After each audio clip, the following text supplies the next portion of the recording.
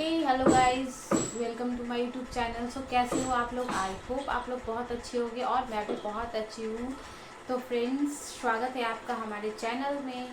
तो आज के इस वीडियो में मैं आप लोगों को बताऊंगी कि हमें गुरुवार के दिन क्या करना चाहिए और क्या नहीं करना चाहिए, किस बात से हमारे घर परिवार पर प्रभाव पड़ता है और किस बात से नहीं। तो वह इस वीडियो में आपको हर एक जानकारी दूंगी गुरुवार से रिलेटेड, क्योंकि बहुत लोगों का ये प्रश्न होता है कि हमें गुरुवार के दिन कौन कौन से कार्य नहीं करने चाहिए और वो काम नहीं करे तो मतलब कि उसके बिना हो नहीं। कुछ ऐसे काम होते हैं जो हम चाह कर भी उसे स्किप नहीं कर सकते हैं, तो उन कामों को हम कैसे करें, इसके बारे में मैं संपूर्ण जानकारी दूंगी। तो प्लीज़ आप इस वीडियो में अंत तक बने रहिएगा और बिल्कुल भी स्किप नहीं कीजिएगा। और अगर आपको वीडियो पसंद आए तो प्लीज़ वीडियो को लाइक और चैनल को सब्सक्राइब कीजिएगा। तो चलिए वीडियो शुरू करते हैं। तो सबसे पहले कि गुरुवार के दिन हमें बाल धोने चाहिए या नहीं, तो मैं यहाँ पे बता दूं कि गुरुवार के दिन जो कुमारी लड़कियां हैं उन्हें बाल धोने चाहिए, क्योंकि उनके लिए गुरुवार के दिन बाल धोना बहुत ही शुभ माना गया है। माना जाता है कि कुंवारी लड़कियां अगर गुरुवार के दिन अपने बालों को धोती है तो उनका जो मतलब शादी विवाह से समस्या आती है, शादी विवाह में वो जल्दी उनका लगन जल्दी चढ़ जाता है और उनका विवाह में कोई दिक्कत नहीं होती है। दूसरी ओर है कि जो शादीशुदा महिलाएं हैं उन्हें बृहस्पतिवार को भूल कर भी अपने बालों को नहीं धोना चाहिए, क्योंकि अगर शादीशुदा महिलाएं अपने बालों को धोती है तो उनके परिवार के ऊपर ग्रह बना रहता है, बृहस्पति देव क्रोधित होते हैं। तो आप लोग जो भी शादीशुदा महिलाएं हैं अपने बालों को भूल कर भी गुरुवार के दिन ना धोएं। दूसरी बात, गुरुवार के दिन हमें सिंदूर लगाना चाहिए या नहीं लगाना चाहिए, तो मैं यहाँ पे बता देती हूँ कि गुरुवार को अगर हो सके तो हमें सिंदूर नहीं लगानी चाहिए, क्योंकि इस दिन तेल और सिर नहीं लगाना ही अच्छा होता है।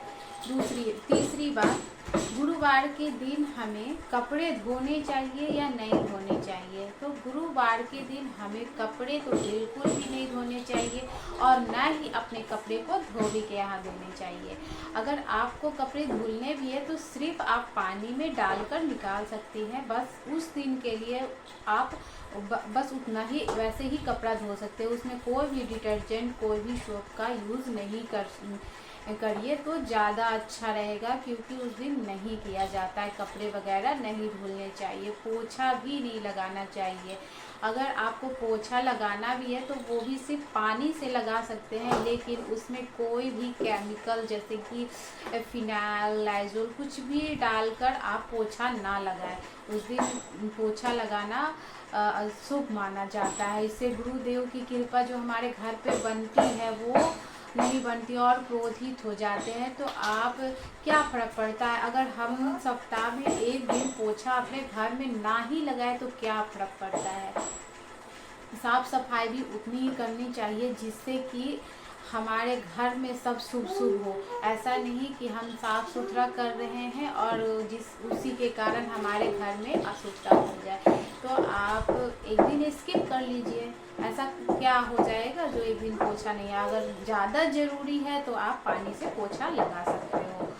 चौथी बात कि गुरुवार के दिन हमें मांस मछली खाना चाहिए या नहीं, तो गुरुवार को तो भूल कर भी मांस मछली का सेवन नहीं करना चाहिए। ये तो मतलब कि इससे तो जो बृहस्पति देव होते हैं वो अत्यंत क्रोधित हो जाते हैं। तो अगर आपके यहाँ गुरुवार के दिन मांस मछली कुछ भी खाया जाता हो तो प्लीज़ आज ही रोक दे। ये तो बिल्कुल हमारे घर में गरीबी लाने का न्योता देना होता है गुरुवार के दिन मांस मछली का सेवन। तो अगर आपके घर में पुरुष लोग भी गुरुवार के दिन मांस मछली का सेवन करते हैं तो प्लीज़ उन्हें मना कीजिए और आप भी अपने घरों में मांस मछली का सेवन नहीं कीजिए, क्योंकि एक दिन नहीं खाने से कुछ नहीं होता है। अगर आप गुरुदेव की कृपा पाना चाहते हो तो प्लीज़ इस दिन मांस मछली का सेवन नहीं कीजिए। छठी बात ये है कि हमें गुरुवार के दिन क्या ऐसा चीज़ करें जिससे हमें गुरुदेव मतलब बृहस्पति देव की कृपा हमारे घर परिवार पर पड़े। तो आप एक छोटा सा काम कर सकते हैं, अगर जो व्रत करते हैं उनके लिए भी, और जो बिना व्रत किए भी आप गुरुवार के नियमों को फॉलो कर सकते हैं। तो जैसे अगर आप व्रत करते हो तो अच्छी बात है, उस दिन आप पीले वस्त्र धारण कर सकते हो। आप उस दिन बृहस्पति व्रत कथा पढ़ सकते हो। उस दिन आप गुड़ चने को एक लोटे में डालकर आप किसी केले के वृक्ष पेड़ के नीचे आप जल दे सकते हो, जिससे कि बृहस्पति देव बहुत प्रसन्न होते हैं। ये विधि अगर आप गुरुवार को करते हो और उनकी कथा करते हो तो इससे बृहस्पति भगवान बहुत प्रसन्न होते हैं। और अगर आपसे पॉसिबल है तो आप उस दिन फास्टिंग रख सकते हो।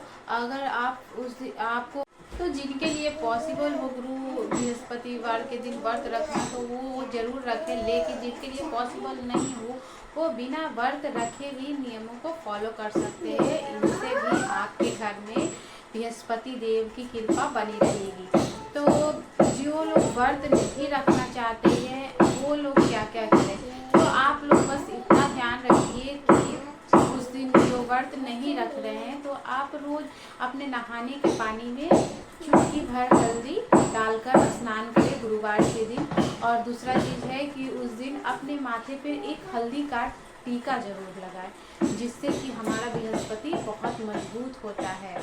और तीसरी बात ये है कि आप गुरुवार के दिन एक वस्त्र पीले रंग का जरूर रखें। आप उस दिन जरूर पीला वस्त्र पहने, क्योंकि बृहस्पति देव को पीला चीज़ बहुत पसंद है। और जो भी लोग उनके पीले हर चीज़ धारण करते हैं उन पे उनकी कृपा बनी रहती है। तो अगर आप उनका कृपा पाना चाहते हो तो आप भी पीला वस्त्र जरूर धारण करो उस दिन।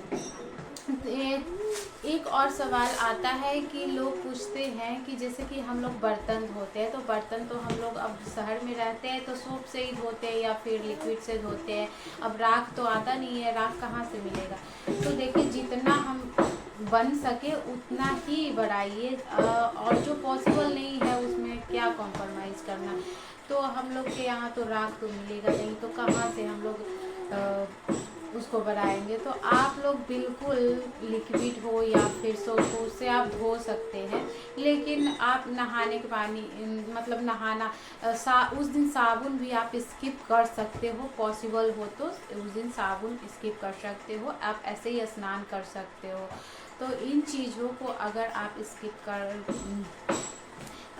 गुरुवार को के दिन, और आप तो जानते हो कि जब हमारे बृहस्पति देव गुरुदेव प्रसन्न होते हैं तो हमारे घर में कोई दुख संकट धन जन किसी चीज़ की कमी नहीं होती है। हमारा घर भरा पूरा रहता है। बस इन्हीं छोटे छोटे नियमों को अगर आप फॉलो करते हो तो आपका घर भी सुख समृद्धि वैभव से भरा रहेगा। तो कैसी लगी आपको हमारी ये वीडियो? आई होप अच्छी लगी हो तो प्लीज़ वीडियो को लाइक कीजिएगा और कमेंट में ज़रूर बताइएगा कि हमारी जानकारी आपको कैसी लगती है। और आपके लिए मैं ऐसे ही अच्छी जानकारी अपनी वीडियो में लाती रहूँगी। तो प्लीज़ हमारे वीडियो को सपोर्ट कीजिएगा और चैनल को सब्सक्राइब कीजिएगा। तो चलिए मिलते हैं किसी नए वीडियो में किसी नए टॉपिक के साथ। तब तक के लिए बाय एंड टेक केयर।